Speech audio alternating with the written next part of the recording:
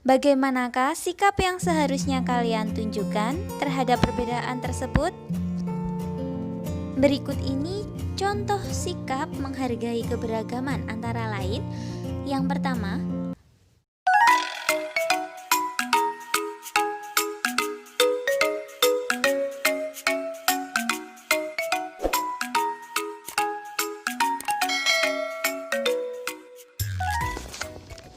Assalamualaikum adik-adik.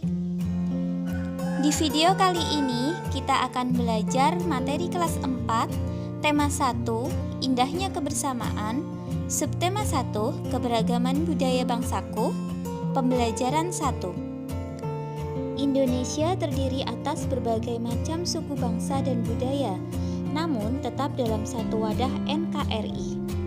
Keberagaman tersebut merupakan anugerah dari Tuhan Yang Maha Esa yang wajib kita syukuri.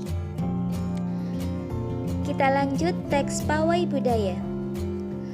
Pawai budaya sangat menarik bagi warga Kampung Babakan. Pawai ini selalu menampilkan keragaman budaya Indonesia. Udin dan teman-teman tidak pernah bosan menanti rombongan pawai lewat. Tahun ini mereka datang ke alun-alun untuk melihat pawai tersebut. Kakek Udin pun terlihat sabar menanti. Terdengar suara gendang yang menandakan rombongan pawai semakin dekat. Apa yang dibicarakan pada paragraf pertama? Paragraf pertama pada teks Pawai Budaya ini membicarakan tentang pawai budaya sangat menarik, utamanya bagi warga Kampung Babakan. Setiap bacaan biasanya terdiri atas beberapa paragraf, dan dalam setiap paragraf memiliki satu buah gagasan pokok yang didukung oleh gagasan pendukung. Gagasan pokok adalah sebuah inti pembahasan yang tertulis dalam paragraf. Gagasan ini menjadi dasar dalam pengembangan sebuah paragraf. Nah, untuk memudahkan kita menemukan gagasan utama atau gagasan pokok, langkah-langkahnya meliputi: yang pertama, bacalah secara seksama seluruh isi paragraf. Berikutnya, temukan kalimat utama pada paragraf tersebut. Selanjutnya, tentukan unsur inti kalimat utama. Unsur inti kalimat utama itu meliputi subjek dan predikat. Unsur inti dalam kalimat utama itulah yang merupakan gagasan pokok. Dari teks bacaan Pawai Budaya dapat kita temukan kalimat utamanya, yaitu terletak pada awal paragraf. Pawai budaya sangat menarik bagi warga Kampung Babakan. Dari situ, kita bisa menemukan unsur inti kalimat utama, yaitu yang meliputi subjek dan predikat, sehingga kita dapat tarik kesimpulan bahwa gagasan pokok dari paragraf pertama teks bacaan tersebut adalah pawai budaya sangat menarik. Untuk paragraf 2 sampai dengan 5, silakan adik-adik cari sendiri ya. Temukan gagasan pokok dan gagasan pendukungnya. Indonesia merupakan negara yang kaya akan keberagaman. Keberagaman tersebut meliputi keberagaman agama, budaya, bahasa daerah, makanan khas daerah, dan lain sebagainya. Sebagai contoh, Aji dan Cindai berasal dari Yogyakarta.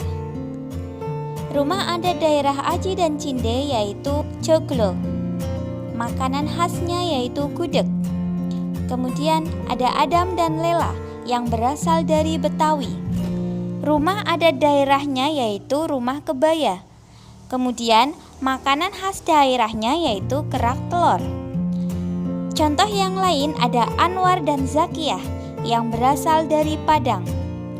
Rumah adat daerahnya yaitu rumah gadang dan makanan khasnya yaitu rendang.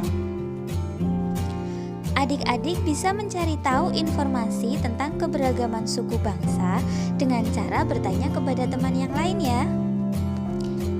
Nah, jika adik-adik dengan teman di sekolah berasal dari suku yang berbeda ataupun agama yang berbeda, bagaimanakah sikap yang seharusnya kalian tunjukkan terhadap perbedaan tersebut? Berikut ini contoh sikap menghargai keberagaman antara lain.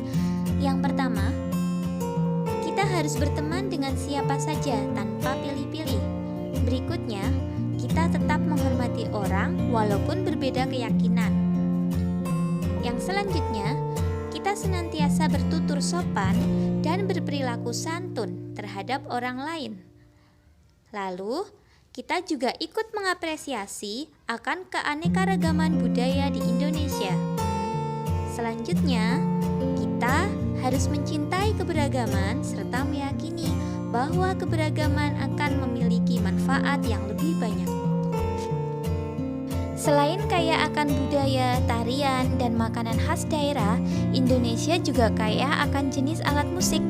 Berikut adalah contoh alat musik yang dimiliki oleh berbagai suku di Indonesia. Yang pertama, angklung. Angklung berasal dari Jawa Barat dan dimainkan dengan cara digoyangkan. Kemudian, berikutnya saluang. Saluang berasal dari Sumatera Barat, dimainkan dengan cara ditiup. Selanjutnya, kendang. Kendang ini berasal dari Jawa Barat. Lalu ada tifa yang berasal dari Papua dan dimainkan dengan cara dipukul. Alat-alat musik yang digoyangkan, ditiup, dipukul, atau dipetik akan menghasilkan bunyi. Hal ini karena alat-alat musik tersebut menghasilkan getaran. Getaran merupakan sumber bunyi.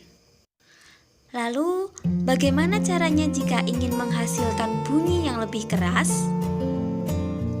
Caranya yaitu dengan memperbanyak jumlah getaran dalam setiap detik. Jumlah getaran dalam setiap detik disebut dengan frekuensi. Apabila frekuensi bunyi semakin besar, maka suara yang dihasilkan pun akan semakin keras. Oke, sekian video pembelajaran 1, tema 1, subtema 1, kelas 4. Dan sampai jumpa pada video pembelajaran berikutnya. Wassalamualaikum warahmatullahi wabarakatuh.